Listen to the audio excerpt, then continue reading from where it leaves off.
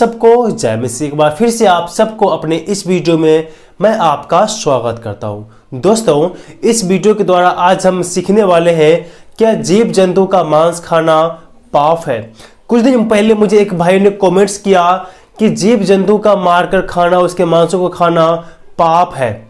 उसे भी तो इस धरती पर जीने का हक है। उस मासूम जानवर को, बेजुबान जानवर को हम क्यों मार करके उसे हम खाते हैं? क्या ऐसा करना पाप नहीं है? ऐसा करना उस के अनुसार वो पाप है। तो क्या बाइबल इसके विषय में हमें क्या बतलाता है? क्या हम जीव जंतु को मार के खाते हैं तो क्या वो पाप, उसका पाप हमको लगेगा? तो जीव जंतु का अर्थ है जो जानवर खाने के योग्य है, चाहे बकरी हो या मुर्गा हो, तो जो भी मछली, जो भी आप जो जानवर खाने के योग्य है, उसका हम अगर जो मांस खाते हैं तो क्या वो पाप है? तो दोस्तों, इसी विषय का हम विस्तार से थोड़ा सा बाइबल के सहायता से हम देखेंगे कि पाप है या नहीं। क्या हम उस मांस को खाएंगे तो क्या हमें पाप लगेगा? लेकिन उससे पहले मैं आपको बताना चाहता हूं कि पाप की परिभाषा क्या है। एक्चुअली में पाप क्या होता है, तभी हम जान पाएंगे कि हम मांस खाने से हमको पाप लगेगा या नहीं लगेगा। तो इन विषय को जानने के लिए इस वीडियो को आप पूरा जरूर देखिएगा। हम आपके पास अगर जो बाइबल होगा तो बाइबल आप निकाल लीजिए। इसमें एक किताब है यूहन्ना की पत्री, पहला यूहन्ना उसका 3 अध्याय के 4 में क्या लिखा है? जो कोई पाप करता है वह व्यवस्था का विरोध करता है, और पाप तो व्यवस्था का विरोध है। अर्थात व्यवस्था मतलब परमेश्वर की आज्ञा है। जो व्यवस्था परमेश्वर ने हमें दिया उसका विरोध करेंगे तो वो पाप माना जाएगा, वो पाप है। अर्थात परमेश्वर की आज्ञा उल्लंघन करना पाप कहलाता है। जैसे आदम हवा ने भी परमेश्वर की आज्ञा का उल्लंघन किया तो वो पाप किया और इस मृत्यु को मानव जाति में लेकर आया। और उससे पहले एक स्वर्गदूत था, उसने भी पाप किया तो परमेश्वर ने उसे स्वर्ग से वहां से निकाल दिया। तो ये तो आप समझ गए कि परमेश्वर की आज्ञा उल्लंघन करना ही पाप कहलाता है। अब देखिए, जो जीव जंतु है, परमेश्वर ने जो है उत्पत्ति के समय में इस धरती पर खाने वाले जीव जंतु और ना खाने वाला जीव जंतु दोनों को परमेश्वर ने बनाए हैं। दोनों को, जो ऐसा जीव जंतु बनाए जिसको हम नहीं खा सकते हैं, और ऐसा भी जीव जंतु बनाए जिसको हम खा सकते हैं, जो खाने के योग्य है। तो परमेश्वर ने क्या आदेश दिया है इस विषय में, हम किसको खा सकते हैं या नहीं खा सकते हैं, कौन हमारे लिए खाना सही है, क्या हमारे लिए खाना गलत है। तभी तो हमको पता चलेगा ना कि ऐसा करना पाप है। तो अगर जो आपके पास बाइबल है तो आप निकाल लीजिएगा उत्पत्ति की पुस्तक, उसका 1 अध्याय के 29 में क्या लिखा हुआ है। अगर जो आपके पास बाइबल है तो आप उसे अच्छे से यहाँ पर पढ़ सकते हैं। 1 का 29 में लिखा है, फिर परमेश्वर ने उनसे कहा, किनसे? आदम और हव्वा से कहा। फिर परमेश्वर ने कहा, सुनो, जितने बीज वाले छोटे छोटे पेड़ सारे पृथ्वी के ऊपर है, और जितने वृक्षों में बीज वाले फल होते हैं, वे सब मैंने तुमको दिए हैं, वे तुम्हारे भोजन के लिए है। यहाँ पर परमेश्वर ने आदम को शाकाहारी भोजन, यानी जो फल फ्रूट होते हैं, जो साग पात है, वही खाने के लिए परमेश्वर ने यहाँ पर उसे दे रहा है, उसे बता रहा है। उत्पत्ति के समय में नहीं, आदम के समय में, जिस समय आदम धरती पर था, परमेश्वर ने जिसे बनाया था उसे परमेश्वर शाकाहारी भोजन करने के लिए बतलाया था। और इससे जब ऊपर पढ़ेंगे तो संसार में जितने भी जीव जंतु परमेश्वर ने बनाया उन सब के ऊपर में आदम का अधिकार दिया, सब आदम के अधिकार में रखा परमेश्वर ने, और उसे साग पात यानी फल फ्रूट खाने के लिए आदेश दिया। यहाँ पर परमेश्वर हमें शाकाहारी भोजन करने के लिए बताते हैं। लेकिन मेरे प्रियो, इस वचन को पढ़ने के बाद आप भी समझ जाएंगे कि हाँ, परमेश्वर ने बाइबल में जीव जंतु को मारकर, जानवर को मार के खाने के लिए मना किया है। अगर हम खाते हैं तो वो पाप है। तो क्या सच में ऐसा है? इस वचन को बहुत लोगों को मैंने एक्सप्लेन करते हुए सुना, देखा भी है कि सिर्फ इसी वचन से एक्सप्लेन करते हैं और निर्णय तक पहुंच जाते हैं कि हमें जानवर को या जीव जंतु को मार के नहीं खाना है, उसके लिए पाप है।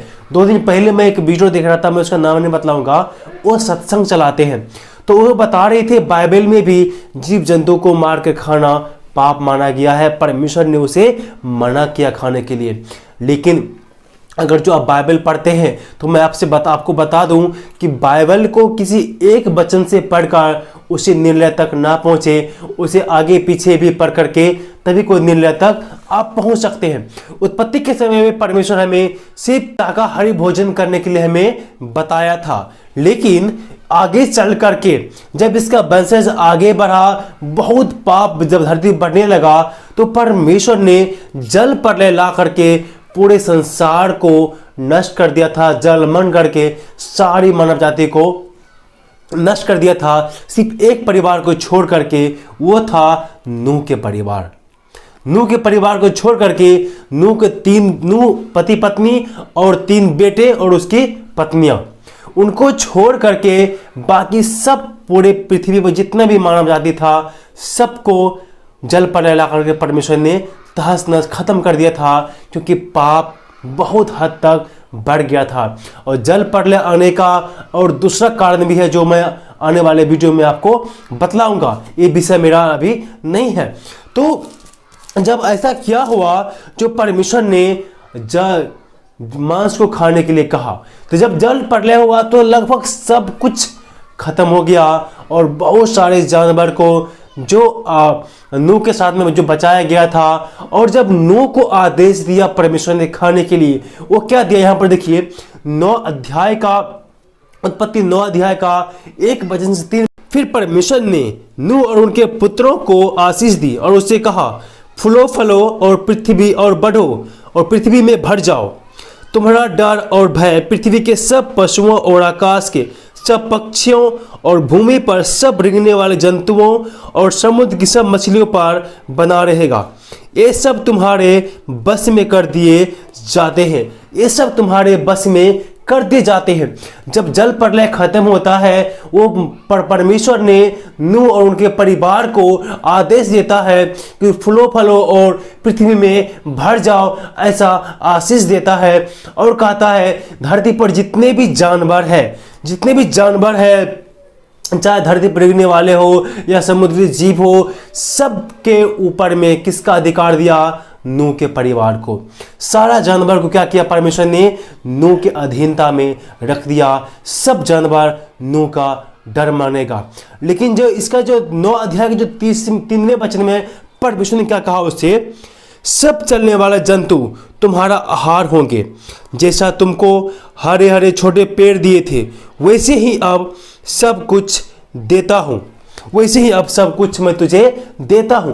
यहां पर परमेश्वर देखिए नूह को मांस खाने का भी अधिकार देता है, मांस खाने का भी आदेश देता है। उत्पत्ति के समय में परमेश्वर शाकाहारी भोजन करने के लिए बतलाया था, लेकिन यहां पर नूह के परिवार को, क्योंकि सब कुछ नष्ट हो चुका है, सिर्फ एक परिवार है, नूह का परिवार। इन परिवार को परमेश्वर मांस खाने के लिए भी आदेश देता है और मना करता है। तो क्या मना करता है? इसके 4वें वचन में लिखा है, पर मांस को अर्थात प्राण समेत अर्थात लहू समेत ना खाना। मांस खाने के लिए परमेश्वर ने मना नहीं किया है, उसे हम खा सकते हैं, पर मांस को लहू समेत हमें नहीं खाना चाहिए। अगर जो आप खाते हैं तो आपको पाप नहीं लगेगा, चाहे आप खाइए या ना खाइए, वो आपके अंदर में, आपके अधिकार में रखा गया है। दोस्तों, मैं मांस खाने के ऊपर में भी और भी बहुत सारे वीडियो बनाया है, आप जाकर उसे भी देख लीजिए। इस वीडियो में आपको संपूर्ण बात को एक्सप्लेन नहीं करूंगा, लेकिन थोड़ा सा संक्षेप में आपको मैं इस वीडियो के माध्यम से बता रहा हूं। और दूसरा वीडियो मैं इसी वीडियो के नीचे में दे दूंगा डिस्क्रिप्शन में, आप वहां उसे देख लीजिएगा। लेकिन अभी जो बाइबल पद मैंने आपके सामने पढ़े, इन पदों के आधार पर हम देख सकते हैं कि मांसाहारी भोजन और शाकाहारी भोजन दोनों परमेश्वर ने हमारे लिए दिया है। आपको जो अच्छा लगता है आप शाकाहारी भोजन भी कर सकते हैं, और आपको जो अच्छा लगता है आप मांसाहारी भोजन भी कर सकते हैं। ये आपके पसंद के ऊपर में परमेश्वर ने आपको छोड़ा है। आप चाहे तो खा भी सकते हैं, आप चाहे तो नहीं भी खा सकते हैं। कोई अगर जो शाकाहारी है तो आप शाकाहारी भोजन खाइए, आप मांसाहारी, आप मांस आपको खाना पसंद है तो आप मांस भी खा सकते हैं। अगर हम बकरी को मार करके, मुर्गी को मार करके, मछली को मार करके हम जब खाते हैं तो ये पाप नहीं है, बाइबल के अनुसार ये पाप नहीं है। अगर जो एक बात और है, अगर जो जानवर को मार के खाना पाप है तो जानवर का न्याय परमेश्वर नहीं करेगा, उसमें सिर्फ आत्मा नहीं है, उसमें जीवन और प्राण है। तो परमेश्वर ने है उसे हमारे ज़रूरतों के लिए बनाया है, हमें ज़रूरत के लिए उसने हमारे अधीन में रखा है। हम चाहे तो उसे मार के खा सकते हैं, हम चाहे तो नहीं खा सकते हैं, वो आपके हाथ में है। बाइबल हमें इसी प्रकार से सिखाता है, लेकिन ज़रूरत पड़ने पर उसे खा भी सकते हैं, उसे हम नहीं भी खा सकते हैं। ये इसका पाप आपको नहीं लगेगा, ये परमेश्वर की आज्ञा का उल्लंघन नहीं है जो हमको पाप लगेगा। तो इन बातों को आप ध्यान दें, अगर खाए तो अच्छा है, ना खाए तो भी अच्छा है। पौलुस कहता है तुम जो भी कुछ करो, जो भी खाओ पियो, सब परमेश्वर की महिमा के लिए करो। और सबसे अहम और जरूरी बात, भोजन हमें परमेश्वर के पास नहीं पहुंचाता, भोजन हमें परमेश्वर के पास में नहीं पहुंचाता है। इसीलिए भोजन आपकी ज़रूरत है, आप खाए तो ठीक है, ना खाए तो ठीक है। हमारे चर्च में बहुत सारे लोग ऐसे हैं जो शुद्ध शाकाहारी है, कभी भी मांस मछली को नहीं खाया, और बहुत सारे लोग ऐसा भी है जो मांस मछली भी खाता है और शाकाहारी भोजन भी वो पसंद करता है। तो आपके चुनाव आपको करना है कि आपको क्या करना है, खाना है या नहीं खाना है। तो वो निर्णय लेना आपको है। बाइबल आपको खाने से मना नहीं करती है, और जीव जंतु को हम मार के खाते हैं तो वो पाप भी नहीं लगता है। जो बहुत सारे लोग कहता है ना कि जीव जंतु को मार के हम खाते हैं तो हमको उसका पाप लगेगा, उसे भी जीने का अधिकार है। हाँ, जीने का अधिकार है, लेकिन वो हमारे अंडर में, हमारे अधिकार में है।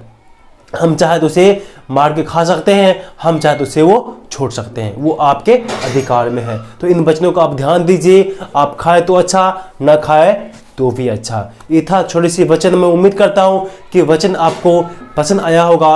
अगर आपको पसंद आया तो प्लीज़ हमारे चैनल को आप सब्सक्राइब कीजिए और वीडियो को लाइक करके अपने दोस्तों और रिश्तेदारों में से आप शेयर कीजिए, ताकि वो भी सच्चाई को जान सके और ये झूठी शिक्षा से वो बाहर आ सके। परमेश्वर आप सबको आशीष दे।